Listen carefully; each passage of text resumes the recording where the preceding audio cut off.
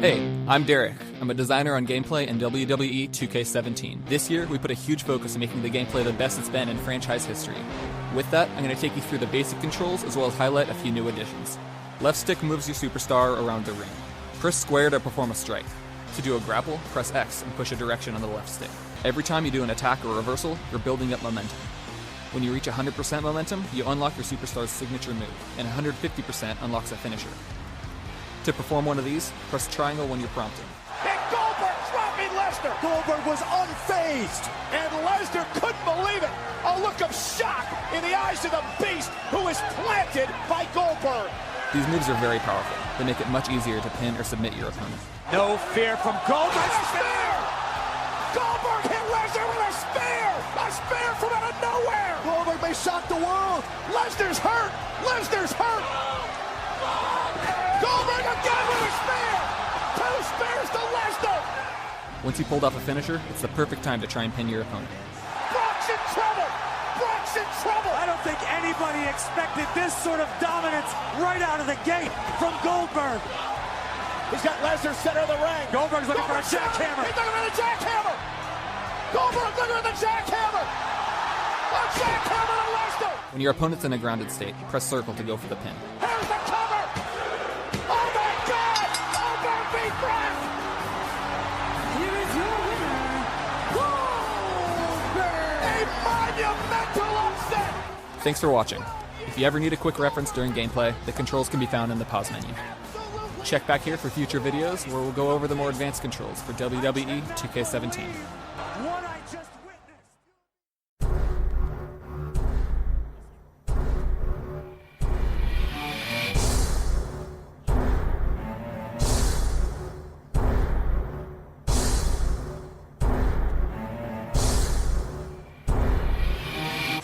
Oh my God! So close! He kicked out! He kicked out! He kicked out!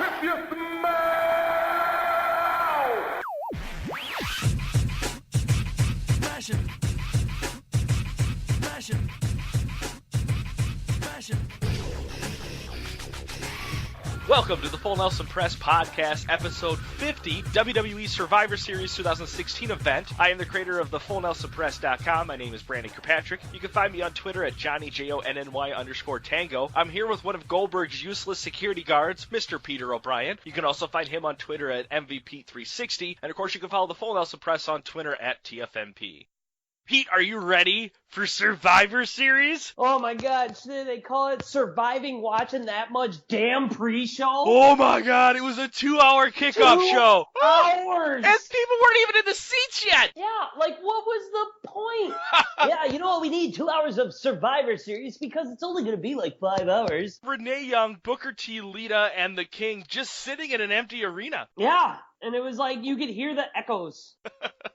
Ugh, did you watch it? I got there when it was Kane versus Luke Harper. The first match of the night, which happens an hour and 20 minutes into this 2-hour pre-show, is TJ Perkins, Noam Dar, Rich Swann versus Drew Gulak, Tony Nese, and Ari Daivari, whatever it was. Why not make a Cruiserweight Survivor Series match and put that in here? You obviously have the time for it. It doesn't need Brian Kendrick. He's already has his own match. So make like a 10-man Survivor Series match. Bring in some people from both sides.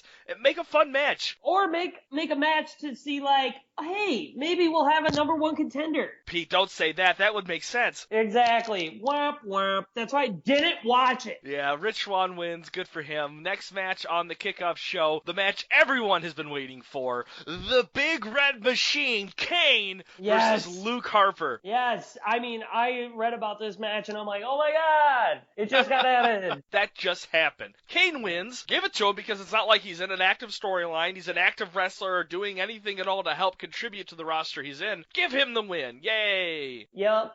Done. That's the 2-hour kickoff show, man. We covered that in like 2 minutes. Yeah, that's all it needed to be covered. Like, all they had to do is 10 minutes go, here's what's coming up on Survivor Series, this match, this match, this match, and this match. And here's Survivor Series. Exactly. That doesn't even be 2 hours. I feel like they're just doing it to be like 7 hours of wrestling, Sunday, Sunday, Sunday. Yeah. The first match of the night is the Women's Survivor Series match. Before the match even starts, though, we find out Nikki Bella has been attacked. This was just cringeworthy. Natalia and Daniel Bryan just definitely putting on that A+ acting they got from Total Divas. The airbags on Nikki Bella ran into a door and gave her whiplash. That's what I'm thinking. Could be it. Everyone's like, it's Carmella, but I'm guessing it's going to be like Natalia's like, it was me, Austin! And I'm waiting for Rikishi to be like, I did it for The Rock. You've been out of the show for like 10 years. What are you taking out Nikki Bella for? I don't know. I try to help Roman Reigns with gimmick. And Roman Reigns comes out and goes, I did it for The Rock. That was my idea. And then everyone's just like, God damn it, Roman. Get out of here. Okay, I'll be back. I got one more idea. So the new updated teams, Raw team is the Raw Women's Champion Charlotte, Bayley, Nia Jax, Sasha Banks, and Alicia Fox, with their coach going to be Dana Brooke. And then we have SmackDown's updated team, which is the SmackDown Women's Champion Becky Lynch, Carmella, now Natalia, Naomi, and Alexa Bliss. Yep. The match is all right. Yeah. You know what? This entire event was a lot of fun. The party I went to was Dog and Nia Jax. And I'm like, first of all, I would. And second of all, like, she's good. Where I was at, we were singing Roman Reigns' theme like it was Nia Jax, because she was a beast in this match. She was amazing. Do not ever say Roman Reigns is a beast in a match, okay? I'm not letting you do it. Nia Jax? You can say Nia Jax, but don't compare Nia Jax bestiality. Can't say that. No. Beast mode. She's not having sex with animals, folks. I'm No, sorry. but she's better than Roman Reigns. She is. Yeah. She actually has her own gimmick. Let's you know put why? that in a Because match. she's not like most girls.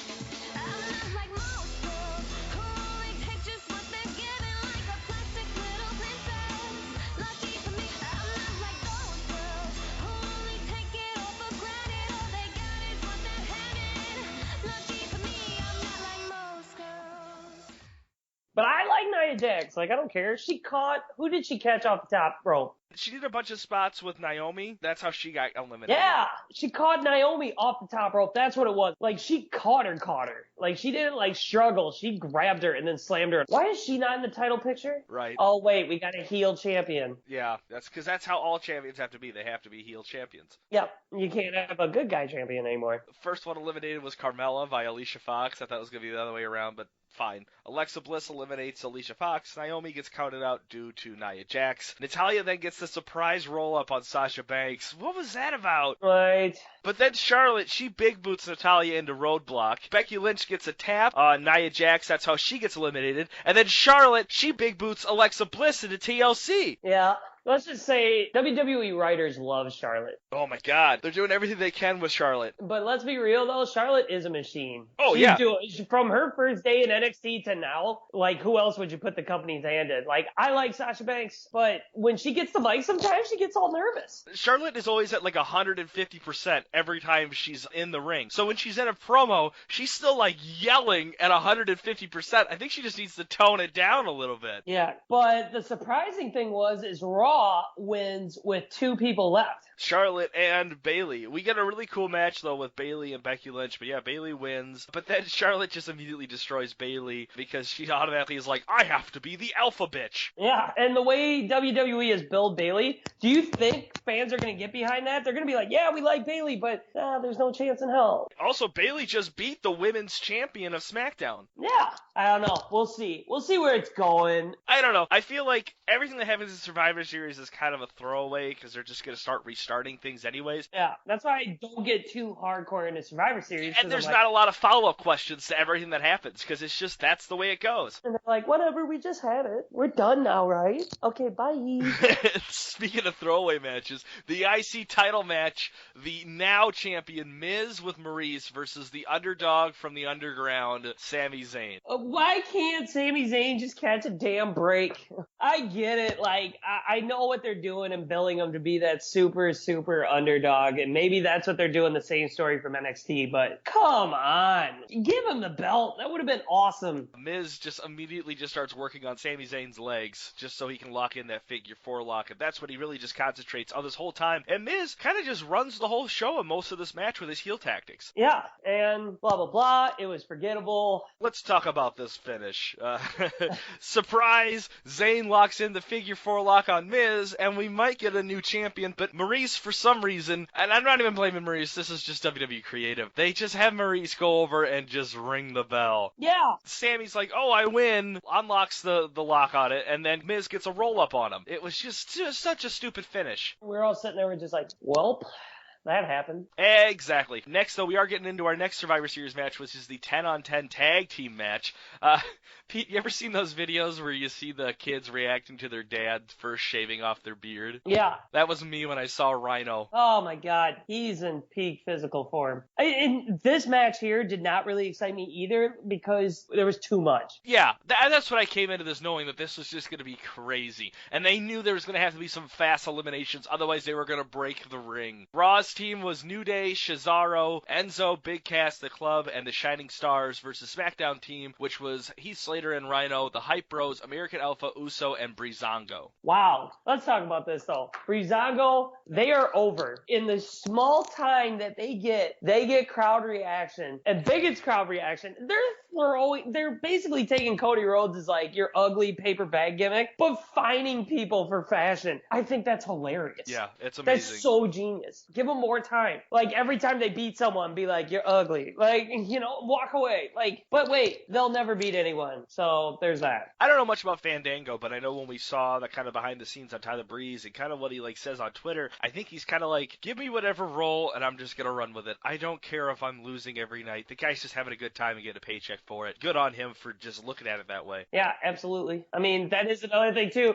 I wouldn't mind getting paid to just walk around and be like, yeah, you can kick me in the face. Right, exactly. Speaking of which, though, Big E eliminates Breezango right away, and then out of nowhere, the Usos eliminated the New Day. Oh, that pissed me off. I loved it. I liked it only because I felt like this was the theme for the night, that a lot of wrestlers who don't get a lot of TV time or get a lot of wins kind of had more of a spotlight tonight. Because the Shining Stars actually had a little run there for a little bit. Yeah, and I was like, bleh. Shut up. Don't even try to say the Shining Stars. They don't deserve anything else. They've had 18 Give them a chance. Oh my God. I said, bring El Torito back as the little guy in that show, Fantasy Island. And someone's like, dude, that's really racist. I'm like, wait, why? Is it because of the height? I don't know. Is it? I mean, think about it. WWE did, create Eugene. Right. Also, we did have a WLC match. That still, I think, is hilarious. That match was great. I don't even care. That's the best pre-show match we have ever seen. I think so. I think you're right. Nothing else will dethrone that. No way. Not at the rate they're going. No. Jason Jordan and Gable. Gable did his roll-up suplex. That was he rolled so through. Cool, yeah. He did that move all the time in NXT. I'm like, why are these guys not over? Give them more. They were great. Slater and Rhino were good. Sheamus and Cesaro were good. They easily show that they are head over heels. They're great performers. Yeah. They know what they're doing in the ring. They just need to get better on the mic, both of them. They need to get better in their backstage segments. They need to stop with the whole arguing thing. Just do it more subtle. Be like, yeah, you're an idiot. I thought Sheamus was going to shake his hand there at the end. Yeah, I was glad he didn't. I wish the throw kicked him. That would have made it even better. Well, yeah, Cesaro wins. They are the winners of this. They win with a sharpshooter. Right? Yeah, good for Cesaro. I don't know where they go with this. I don't know. I just don't know with the tag team division. Yeah, don't get invested. I'm already cooked. You can't get invested because it's just going to change. And don't like anything. And don't think of anything smart that they're going to do with the tag division because it's never going to happen. Everyone has ideas, but nothing's going to happen. Bring back beer money. Don't bring them back. They never had them in the first place. Whatever. We're moving on. The Whatever. WWE Cruiserweight Championship. The champion, the Brian Kendrick versus... Wait, don't even just skip over what Brian Kendrick is. What is he, Pete? He's a man with a plan! Versus the most agile warrior in the ring, Kalisto. But this match doesn't matter because Baron Corbin interferes. Do you think Brian Kendrick's heel persona came from the fact that Matt LeBlanc is stealing his thunder? and creating a show called Man with a Plan. Which, by the way, can we get like a sponsorship, Man with a Plan? Like we're dropping you. Yeah. Can we do that? Both Brian Kendrick and Matt LeBlanc, we will take either or both. We could do both. You'd think Matt LeBlanc would chime in? I bet you Brian Kendrick would. Like his finishing move is sliced bread. That dude needs some money to get a piece of sliced bread to eat. He looks like he's hungry. Whatever. He's the man with a plan though, dude. So obviously he's got something coming up. Do you think he planned this thing with Baron Corbin? Oh my God. Wouldn't that be awesome? Baron Corbin and Brian Kendrick in a team together? Wouldn't mind that. You know why? Because they probably both have plans. But Baron Corbin's a lone wolf. Get rid of the gimmick, because it's not working for him. It gave him a big-ass fucking trophy. That's all it gave him. And he's got to lug this big Andre the Giant-looking motherfucker around where he goes. He's not a lone wolf anymore. He's got this big statue with him. Our statue's real. Our statue's human. No. You idiot. It can still be a buddy. Yeah, well, whatever. Brian Kendrick's just sitting there going, dude, you know what you need? You need a plan. And guess who's got one? I do. So at the end of this, though, we get this little thing where Daniel Bryan is, like, pissed off at Baron Corbin. God. First of all, man, you kicked him off the Survivor Series match. Good on Baron Corbin. Also, Daniel Bryan, your acting sucks. It's better on Total Bellas. Yeah, his look of disgust. Like, you gotta work on that, Daniel Bryan, because it just looks like you smelled someone who farted and you're kind of into it. I'm becoming a huge Daniel Bryan hater. He has no logic. Like, okay, when Alexa Bliss was like, hey, I got screwed right there, and Daniel's like, well, you know you can do it. You can go out there and fight for another chance. You idiot. She literally showed you the video that she did get screwed, and you're like, oh, yeah, I'm here for the people, but no, don't care. I'm Daniel Bryan. I hate Daniel Bryan. I'm done with him. He makes no additional effort at all because to him, he's like, I'm so over. I just need to keep doing what I'm doing. Yeah, you're bland, Daniel, but you know what he needs? What's that? A plan. I'm a man with a plan. All right, man, you ready to move on to, I'm just going to call this the main event of the night, the men's Survivor Series match. Raw's team, which is Chris Jericho, Kevin Owens, Roman Reigns, Braun Strowman, and Seth Rollins versus Team SmackDown, which is AJ Styles, Dean Ambrose, Shane McMahon, Bray Wyatt, Dean Ambrose, and their mascot, James Ellsworth.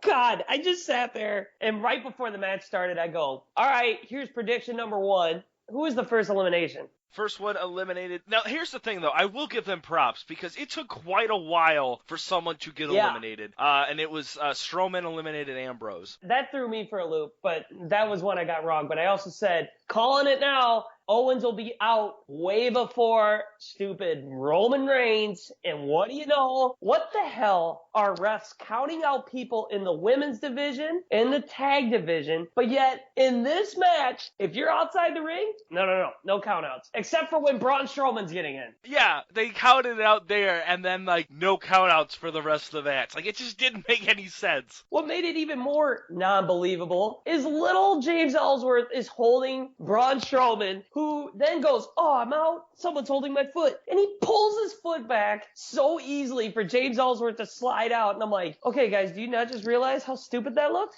Strowman's one leg weighs more than the person holding onto it. Easily. So then he chucks him off the stage through a table, which had an airbag underneath it. Not only that, but he didn't throw him far enough because I think he kind of landed on the stairs next to it. Good. Like, geez, he's not going to die from that. I did hear reports that James Ellsworth has signed with the WWE. Yeah. Good for him, man. Living that dream. Yeah, I'm proud of that guy. So that was like my big thing, like throughout the whole thing. I'm like, why is the ref counting out Braun Strowman? Why is the ref disqualifying Kevin Owens? Yet Roman Reigns, he's like, guys, we're going to do the 3D. No, Roman, that's not your gimmick. So he puts someone through a table, right? Right. How is that not disqualification then? Yeah. Or a table's legal. Someone's like, you're overthinking it. And I'm like, I'm not overthinking it. It's just they're hopping all over the place with the calls in this match. I know. I agree. You're watching it and you're trying to figure out, okay, well, how are people actually getting eliminated if rules are just not existent anymore after a certain point in this match? Kevin Owens gets eliminated, but then it's just like, nope, you can use weapons. No big deal. Big Pop, the Shield eliminating AJ Styles.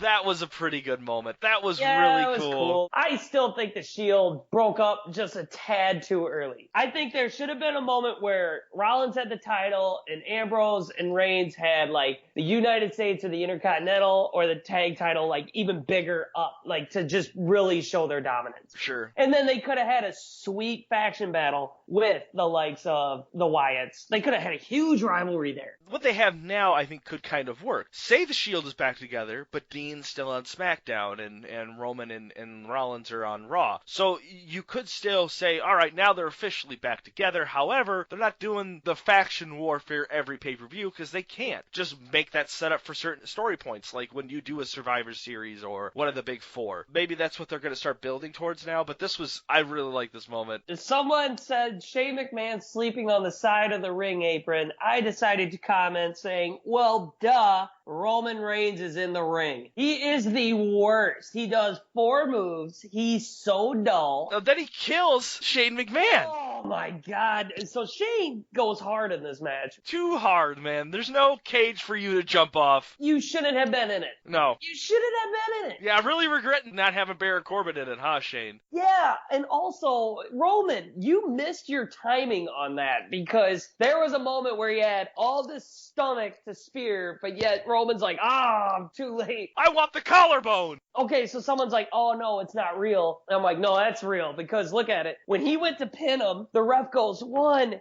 2, but you see like him like sliding his hand under Shane's shoulder and like pushing him up and go, no, it's a 2 count. And then he's like, oh shit, no, he's done. We're taking him out. Right. And this is the part I started dying laughing. Okay, maybe it's not real because the medical guys drag Shane off the apron with his head hanging over. Okay, if he has a head injury, that's not a good move. Now, when all this happens, either Shane is out cold or pretending to be out cold. He can't stop making direct eye contact with any camera that's looking at him. Yeah. So it's almost like he's looking right into your goddamn living room.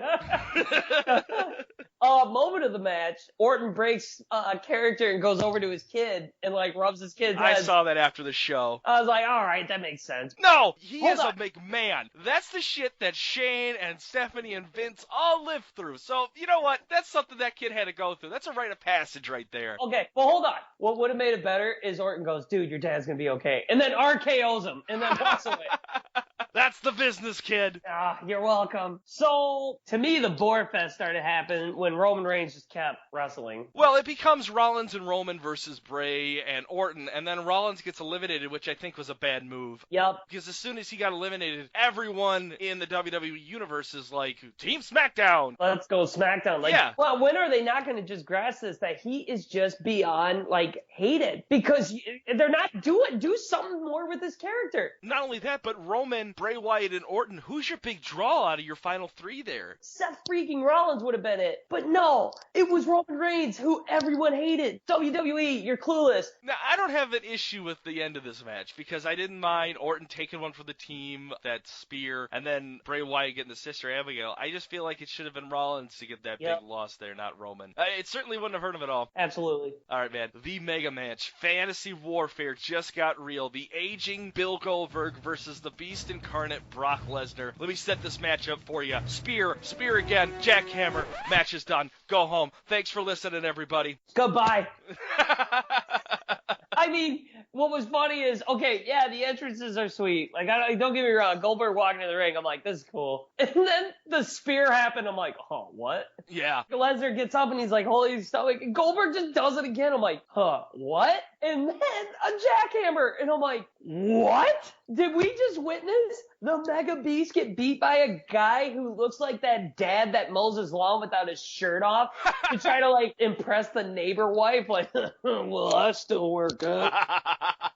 He's the one who makes six-pack joke, but it's like six-pack of beer. You know, Yeah. something stupid like that. How ironic, though, man, that this whole thing sponsored by WWE 2K17, it's almost like Goldberg started with 3 finishers. You build Brock Lesnar up to be this freaking unstoppable beast. I don't care that Brock lost, but I would have done something different. Or at the end of that match, that he like is sitting there celebrating before he could take his freaking kid's shirt off and prance him around the ring. Kind of weird. Titus O'Neil's like, go kiss him on the lips. Yeah, French him. No. Too far. Don't do that. have Lesnar come in and like suplex his kid and then like F5 Goldberg and like destroy Goldberg. So like Goldberg still gets the win, but then Brock gets like that still beast unstoppable thing that you built up, you know? That's what we were all waiting for, but then it goes, all right, thanks for tuning in. I'm like, what? That is it? The whole end ceremony, it just didn't make sense. To me, it just made it look like they were just being safe with Goldberg. And that finish just added more to that because he brings his kid out. Like, it really just focused on that. Yeah, and then, like, I'm watching Raw the next night, and he's like, yeah, they're giving up for my boy. For fucking why? I don't care about your damn kid. What did he do? I don't want to see your shirtless kid ever again. That was beyond awkward. Just signed on Raw, man. Billy Goldberg. It was weird. I'm sorry. That was just too awkward. Where did his shirt go? Who was like, take your shirt off, kid? I've never seen, like, Rey Mysterio's kids show up and been like, hey, dude, where's their shirt? That's never happened. Not even in WCW. You can't even excuse Goldberg saying that's how they used to do it. Hey, oh, God. Man, that's the finish. How do you want to grade this? Oh, there was a lot of good spots, though. There was a lot of cool things. I know. I'll give it, like, a solid B. A B. I'm going to give it a B+. I know we were really ragging on the end there, but the Survivor Series matches alone, if you eliminated everything else and just made it 3 back-to-back Survivor Series match, this would be an A+.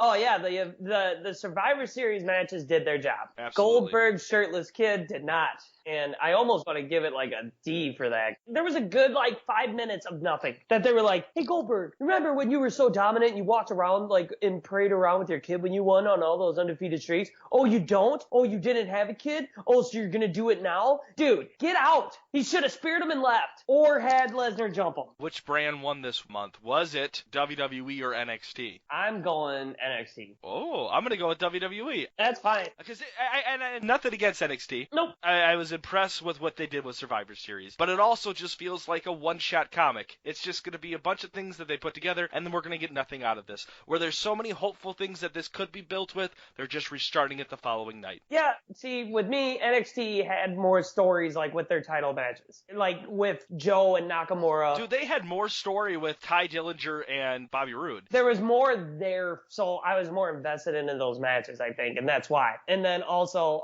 no champion or any wrestler won and asked his shirtless kid to get into the ring, so. For the kids! Yeah, we're all about the kids here, but no shirts. All right, Pete, done of the night. Refs.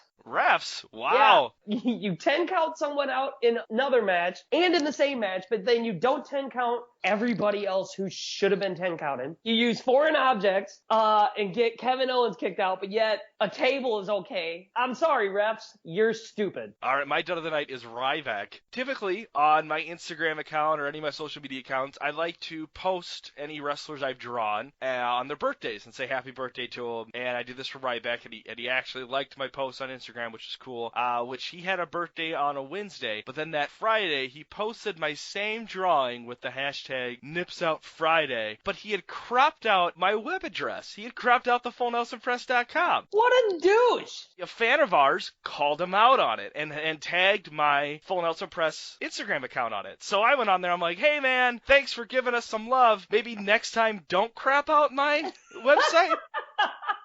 That's typical Ryback. He gets like 10 or 15 more posts below me about like, you know, you're being an indie wrestler, help out indie artists and all this other bullshit. He then deletes my comment and all the other previous comments and then just tags my Instagram account in the picture. That's awesome. He still tagged you, but it took getting called out for you to get like love for it. Yes. That's hilarious. Typical Ryback. Typical Ryback. What a doink. Pete, stud of the night. I mean, Goldberg. who really killed it? Goldberg. Don't even know. I refuse. Can I say the American Alpha? Like, okay. They got like some time to actually show off some moves and show that they can handle it. All right. I'm going American Alpha, but heel Uso, I'm digging. Me too. My only gripe to them is just give them a heel moveset. Don't just have them like, they're attacking the knee, and that just be their only thing. Give them a better moveset, and they will go farther than they did as face Usos. Yeah, they're doing really good. I like it. All right, Pete. My stud of the night is going to be Baron Corbin. Good on you for getting kicked out of the Survivor Series match and being like, you know what? I'm going to do something. I'm going to cost my brand the Cruiserweight division. That was the highlight of the night for me. And then Daniel Bryan to be like, oh, man, why'd you do that? That sucks. And he'd be like, fuck you, man. Just like walks away. Oh. All right, man. Well, that's it. That's the Full Nelson Press episode 50, WWE Survivor Series, the 2016 event. Anything else you want to add? I have to get a hold of Roman Reigns because I feel like I'm making a gimmick for him. I'm waiting for Roman Reigns to just be like, dudes, I'm a hugger. I hug you and I do it with flair, you know. My finishing move is the belly to Roman. I'm a legit boss hugger, okay? I do it with flair. Whoa! And I love steampunk. I'm great with it. Oh, this week on Up, Up, Down, Down, Roman Reigns plays WWE Universal Mode as Roman Reigns. All right, man. Well, suck a butt. Yeah, bet. Hey, thanks for listening to the show. And if you're watching us on YouTube, don't forget to subscribe and like this video. Leave us a comment. We might even read it on our next show. And I'll try not to berate you, but no promises. If you're listening to this on iTunes, please subscribe and leave us a review. You have no idea how much that helps. I guess Stitchers has a thumbs up button now, so that's a thing. You can find us on Facebook, Wrestling Amino, Tumblr. Or just search for the Full Nelson Press on any social media site. You can also go to thefullnelsonpress.com for all of our past episodes and original WWE art created by yours truly. Go watch some wrestling.